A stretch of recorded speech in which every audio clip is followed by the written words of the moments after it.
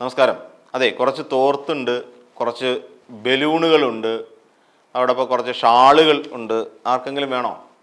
വേണ്ടവർ PV Anwar MLA Nilambur എന്ന് പറഞ്ഞിട്ട് ആ ഒരു അഡ്രസ്സിലുമായി ബന്ധപ്പെട്ടാൽ മതി. അദ്ദേഹത്തിന് വാട്സപ്പ് നമ്പറും ഉണ്ട്. ആ നമ്പർ ചില സാങ്കേതിക കാരണങ്ങൾ കാരണം കൊടുക്കാൻ കഴിയില്ല. അപ്പോൾ അദ്ദേഹത്തുമായിട്ട് ബന്ധപ്പെട്ട് കഴിഞ്ഞാൽ വളരെ കുറഞ്ഞ വിലയ്ക്ക് അത് വാങ്ങാൻ കഴിയുന്നതാണ്. കുട്ടികൾക്ക് കളിക്കാനൊക്കെ നമുക്ക് ഈ ബലൂൺ കൊടുക്കാം. കറുപ്പും വെള്ളയും ചുവപ്പും ഒക്കെ നിറത്തിലുള്ള ബലൂണുകളുണ്ട്. അത് കുഞ്ഞുങ്ങൾക്ക് കളിക്കാൻ കൊടുക്കാം. പിന്നെ ഈ തോർത്ത് നമുക്ക് വേണമെന്നുണ്ടെങ്കിൽ കുളിക്കാൻ വേണ്ടി ഉപയോഗിക്കാം. ഷാളുകൾ നമുക്ക് പിന്നെ എവിടെയെങ്കിലും ആവശ്യത്തിന് കെട്ടിക്കൊണ്ട് പോകാനൊക്കെ നമുക്ക് ഉപയോഗിക്കാം. മഞ്ഞുകാലമാണ് വരുന്നത്, അപ്പോൾ അതുകൊണ്ട് നമുക്ക് ടർബൻ പോലെയൊക്കെ നമുക്കത് ഉപയോഗിക്കാൻ കഴിയും. അപ്പോൾ അങ്ങനെയാണെങ്കിൽ ചെറിയ വിലയ്ക്ക് നമുക്ക് PV അൻവറിനെ വിളിച്ചു കഴിഞ്ഞാൽ അത് കിട്ടും, കുറഞ്ഞ പലിശയ്ക്ക്. പിന്നെ അതോടൊപ്പം തന്നെ ഇത് ഓൺലൈനായി വേണ്ടവർക്ക് അദ്ദേഹത്തിൻ്റെ വാട്സാപ്പ് നമ്പറിൽ ബന്ധപ്പെട്ടിട്ട് അദ്ദേഹത്തിന് ഒരു നിശ്ചിത ഒരു പൈസ, അതിന് എനിക്ക് തോന്നുന്നു 199 റുപ്പീസ് പെർ പീസ് ആണെന്ന് തോന്നുന്നു. അങ്ങനെ എന്തോ ഒരു റേറ്റിലാണ് അദ്ദേഹം വിൽക്കുന്നത്. ഭയങ്കര ആദായ വിൽപ്പനയാണ് നടന്നുകൊണ്ടിരിക്കുന്നത്.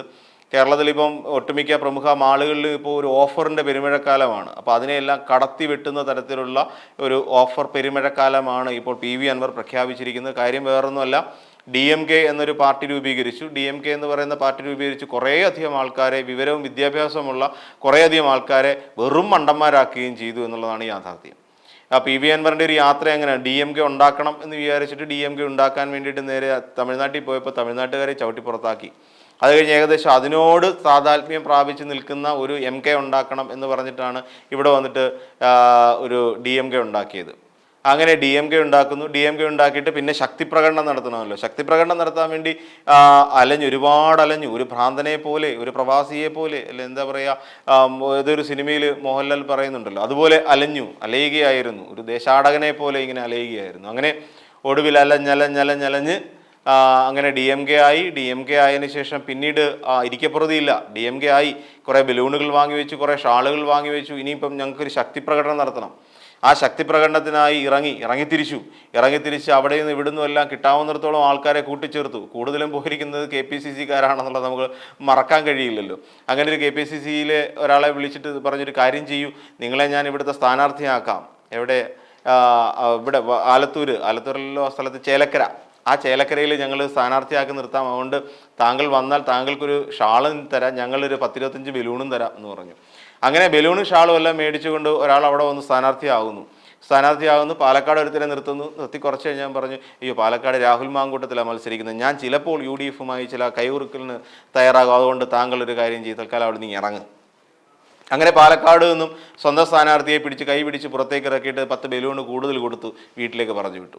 അപ്പോൾ പിന്നെ ശക്തി പ്രകടനം നടത്താൻ വേണ്ടിയിട്ട് ഓടി നടന്നപ്പോൾ അറിഞ്ഞു ഒരു പ്രൊഡക്ഷൻ കൺട്രോളർ ഉണ്ട്. ഉടനെ പുള്ളിയെ വിളിച്ചിട്ട് ചോദിച്ചു, പണിയില്ലാതെ നിൽക്കുന്ന ഏതെങ്കിലും ഈ പറയുന്ന പ്രൊഡക്ഷൻ അസിസ്റ്റൻസ് ആരെങ്കിലും ഉണ്ടോ, ഈ ചായ കൊടുക്കാനും ഒക്കെ നിൽക്കുന്ന ആൾക്കാരുണ്ടോ, പ്രൊഡക്ഷൻ ഈ ജൂനിയർ ആർട്ടിസ്റ്റുകൾ അങ്ങനെ ആരെങ്കിലും ഒക്കെ ഉണ്ടോ എന്ന് ചോദിച്ചു. അപ്പോൾ പറഞ്ഞു, ഉണ്ടല്ലോ, എനിക്കിപ്പം ഉടനെ അടുത്ത സമയത്തൊന്നും സിനിമയില്ല, അതുകൊണ്ട് ഞാനൊരു 500 ജൂനിയർ ആർട്ടിസ്റ്റുകളെ തരാം, അവർക്ക് ഇപ്പം ഞങ്ങൾ കൊടുത്തുകൊണ്ടിരിക്കുന്ന 500 രൂപയാണ്, അതുകൊണ്ട് ഇച്ചിരി കൂട്ടി കൊടുത്താൽ അവർ വരും.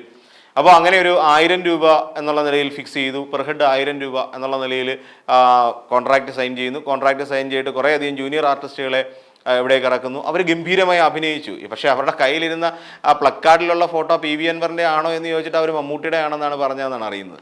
അപ്പോൾ അങ്ങനെ ഇവർ ഈ പ്ലക്കാർഡുകളുമായിട്ട് അവർ കാര്യക്ഷമമായി ഇറങ്ങുന്നു. മുദ്രാവാക്യം ആരോ ഒരാൾ വിളിച്ചു കൊടുക്കുന്നു, ഇവർ ചുണ്ടനക്കുന്നു. അങ്ങനെയാണല്ലോ സിനിമയിൽ, അങ്ങനെയാണല്ലോ ഓഡിയോ അവിടെ ലിപ് മൂവ്മെൻറ്റ് മാത്രമല്ലേ ഉള്ളൂ. അപ്പോൾ അങ്ങനെ ഈ കാര്യങ്ങളെല്ലാം നടന്നെല്ലാം കഴിഞ്ഞപ്പോൾ എല്ലാവരും വിചാരിച്ചു PV അൻവർ അതിശക്തനായി മാറി, എന്തോരമാണ് ആൾക്കാർ വന്നിരിക്കുന്നത്. അതിൻ്റെ ഇടയ്ക്ക് ഏതോ കുരുത്തം കെട്ട മാധ്യമപ്രവർത്തകർ നേരെ ഇറങ്ങി ആ ചേച്ചിമാരോട് പോയെങ്കിൽ ചോദിച്ചു, ചേച്ചി എവിടുന്നാ? അത് ഞാൻ പിന്നെ ഈ പാചകത്തെ കാറ്ററിങ്ങിനൊക്കെ പോകും, അവിടെ നിന്നൊക്കെ എന്തെങ്കിലുമൊക്കെ കിട്ടും, 500 രൂപ കിട്ടും, ഇവിടെ വന്നാൽ 1000 രൂപ തരാമെന്ന് പറഞ്ഞു. ആരാ വിളിച്ചത്?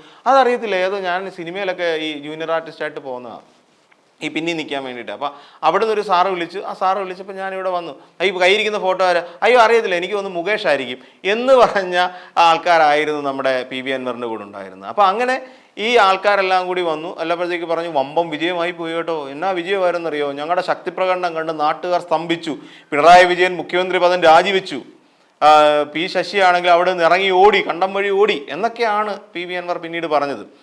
പക്ഷേ ഇത് അങ്ങോട്ട് മുന്നോട്ട് കൊണ്ടുപോകാൻ കഴിഞ്ഞില്ല. ഇത് സംഭവം കയ്യിൽ നിന്ന് പോയി, പൊളിഞ്ഞു പോയി കാര്യങ്ങളെന്ന് അറിഞ്ഞു കഴിഞ്ഞപ്പോഴത്തേക്ക് PV അൻവർ ആകെ തകർന്നു പോയി. പിന്നെ UDF-ലേക്ക് ചേക്കേറാനുള്ള ശ്രമങ്ങൾ ഇങ്ങനെ നടന്നപ്പോൾ DMK കൊണ്ട് മുന്നോട്ടുള്ള പോക്ക് നടക്കത്തില്ല, അതുകൊണ്ട് തൃണമൂലിലേക്ക് പോകാം എന്നായി പുതിയ തീരുമാനം.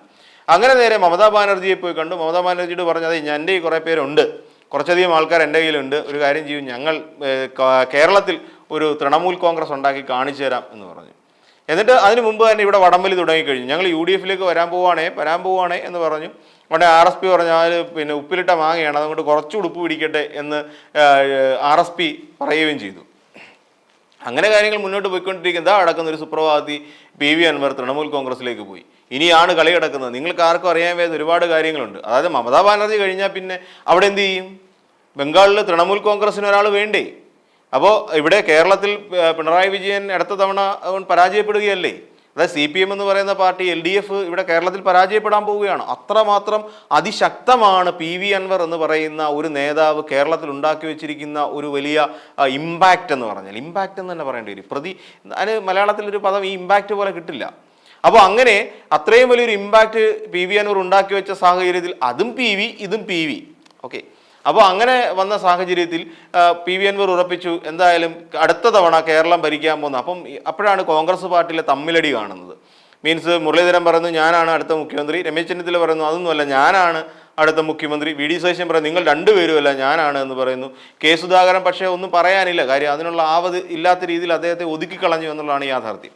അപ്പോൾ ഇവരിങ്ങനെ മാറിയും തിരിഞ്ഞുമൊക്കെ നിൽക്കുകയാണ്. നിന്നിട്ട് ഇങ്ങനെ സമരം ചെയ്യുന്ന സമയത്ത് PV അൻവർ ഏറ്റവും മുകളിൽ നിന്നിട്ട് പറയുന്നത് ആരും തർക്കിക്കേണ്ട, എനിക്ക് വേണ്ടെങ്കിൽ മാത്രം നിങ്ങൾക്ക് ആർക്കെങ്കിലും തരാം എന്നുള്ള ലെവലിലേക്ക് PV അൻവർ മാറി. അതായത് തൃണമൂൽ കോൺഗ്രസ് ആയിരിക്കും ഈ പറയുന്ന LDF സർക്കാർ ഇറങ്ങിക്കഴിഞ്ഞാൽ, അല്ലെങ്കിൽ LDF സർക്കാരിനെ വീഴ്ത്തിക്കഴിഞ്ഞാൽ ഇവിടെ ഭരിക്കാൻ പോകുന്നത് കേരളം.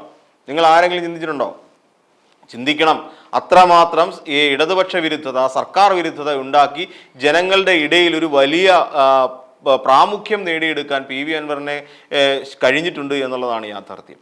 അങ്ങനെ പലരും പാർട്ടി വിട്ടു, പലരും CPM വിട്ടു പോയി. പിണറായി വിജയനെ ഇഷ്ടമല്ല, പിണറായി വിജയനും ധർമ്മടമെന്നല്ല, ഇനി കേരളത്തിൽ ഒരിടത്ത് നിന്നാൽ പോലും വിജയിക്കാത്ത അവസ്ഥയിലേക്ക് PV അൻവർ കൊണ്ടെത്തിച്ചു എന്നുള്ളതാണ് യാഥാർത്ഥ്യം. അത് നമ്മൾ മനസ്സിലാക്കാതെ പോകരുത്. ഇനിയിപ്പോൾ ബംഗാളിൽ തൃണമൂൽ കോൺഗ്രസ് അത്ര ശക്തമൊന്നുമല്ല. ഇനി PV അൻവർ ചെന്നിട്ട് വേണം ബംഗാളിലെ തൃണമൂൽ കോൺഗ്രസിനെയും ഒന്ന് ഉയർത്തിക്കൊണ്ടുവരാൻ. ഇതുവരെ താണു കിടക്കുകയാണ്. അവിടെ ഈ പറയുന്ന പോലെ ആരും ഇല്ല ഈ തൃണമൂൽ കോൺഗ്രസിൽ പ്രവർത്തിക്കാനേ. അതുകൊണ്ട് മമതാ ബാനർജി കഴിഞ്ഞാൽ പിന്നെ ആര് എന്നുള്ള ചോദ്യത്തിന് കൃത്യമായ ഒരു ഉത്തരം PV അൻവറിൻ്റെ പക്കലുണ്ട്. PV അൻവർ തന്നെ അതിനൊരാളെ കൊടുക്കും. ഈ പറയുന്ന മമതാ ബാനർജിക്ക് തൃണമൂൽ കോൺഗ്രസിന് നൽകും. ഇതും കേട്ട് ഈ വാഗ്ദാനങ്ങളെല്ലാം കേട്ട് ഇപ്പോൾ എന്തോ ഒരു വലിയ സ്വപ്നരാജ്യം രൂപീകരിക്കാം, അല്ലെങ്കിൽ സ്വപ്നരാജ്യം കെട്ടിപ്പടുക്കാം എന്നൊക്കെയുള്ള ധാരണയിൽ മമതാ ബാനർജി കേരളത്തിലോട്ട് വരുന്നുണ്ട്. ഇവിടെ വന്നു കഴിയുമ്പോഴാണ് അറിയുന്നത്. അതിനു മുമ്പാണ് ഈ പറയുന്ന വിശാലമായ വിൽപ്പന കൊണ്ടുവച്ചിരിക്കുന്നത്, കാര്യമായ വിൽപ്പനയ്ക്കായി വെച്ചിരിക്കുന്നത്. അതായത് കുറേ കാലം മുൻപ് ഞങ്ങൾ DMK ഇവിടെ വലിയ സംഭവമാക്കി മാറ്റും എന്ന് പറഞ്ഞുകൊണ്ട് DMK-കാരൊക്കെ വേണ്ടിയിട്ട് അടിച്ചു വെച്ച കുറേ അധികം ഷാളുകളും തോർത്തുകളുണ്ട്. തോർത്താണ് കൂടുതൽ, കുളി കഴിഞ്ഞിട്ട് തലയിൽ തോർത്ത. പക്ഷെ അതുമൂലം ഉണ്ടാകുന്ന നാണക്കേട് ആരും ഇങ്ങോട്ട് ചോദിക്കരുത്. ആ DMK-യുടെ ഷാൾ ഇട്ടുകൊണ്ടോ അല്ലെങ്കിൽ DMK-യുടെ തോർത്ത് ഉപയോഗിച്ച് തല തോർത്തുകയോ അല്ലെങ്കിൽ അത് പുതച്ചുകൊണ്ട് നടക്കുമ്പോഴോ നിങ്ങൾക്കുണ്ടാകുന്ന മാനക്കേടിന് PV അൻവർ MLA ഉത്തരവാദി അല്ല എന്നുകൂടി അതിൻ്റെ നിബന്ധനകളിൽ സ്റ്റാർ ഇട്ട് സൂചിപ്പിച്ചിട്ടുണ്ട് എന്നാണ് പറയുന്നത്. അപ്പോൾ ആ നിബന്ധന കൂടി വായിച്ചു നോക്കിയിട്ട് വേണം എല്ലാവരും പോകാൻ. കുറേ ബലൂണുകളുണ്ട്, പിന്നെ അതിനകത്ത് പിന്നെ ആരും ഉത്തരവാദി ആവില്ലല്ലോ, കാര്യം കുഞ്ഞുങ്ങളല്ലേ കളിക്കുന്നത്. അപ്പോൾ കുറേയധികം ബലൂണുകൾ, ചുവപ്പും കറുപ്പും ഒക്കെ നിറത്തിലുള്ള ബലൂണുകളുണ്ട്. കറുത്ത ബലൂൺ എങ്ങും കിട്ടാനില്ല, അത് നിങ്ങൾ ഓർക്കുക. അപ്പം അത്തരം ബലൂണുകൾ വിൽപ്പനയ്ക്ക് വെച്ചിട്ടുണ്ട്. അപ്പോൾ ആ കറുത്ത ബലൂണിനകത്ത് അല്പം കടുകൂടിട്ട് കുലുക്കിക്കൊണ്ട് നടക്കാൻ നല്ല രസമായിരിക്കും. അപ്പോൾ അതൊരെണ്ണം വാങ്ങാനായിട്ട് ശ്രമിക്കുക. വളരെ തുച്ഛമായ വിലയ്ക്കാണ് ലഭിക്കുക. PV അൻവർ MLA-യുടെ വാട്സാപ്പ് നമ്പറിൽ ബന്ധപ്പെടുക, ഓൺലൈനായിട്ട് ബന്ധപ്പെട്ടാൽ മതിയാവും. അപ്പോൾ ഓൺലൈനായിട്ട് ഫ്രീ ഹോം ഡെലിവറി ഉണ്ടായിരിക്കും എന്നും അദ്ദേഹം അറിയിച്ചിട്ടുണ്ട്. അപ്പോൾ അതുകൊണ്ട് DMK-യുടെ ഷാളും ബലൂണും തൊപ്പിക്കും ഭയങ്കര ഓഫർ സെയിലാണ്. അപ്പം അതും ഉടനെ കിട്ടും. അപ്പോൾ അതിന് വേണ്ടിയിട്ട് താല്പര്യമുള്ളവർ PV അൻവറുമായി ബന്ധപ്പെടാൻ അപേക്ഷിക്കുന്നു.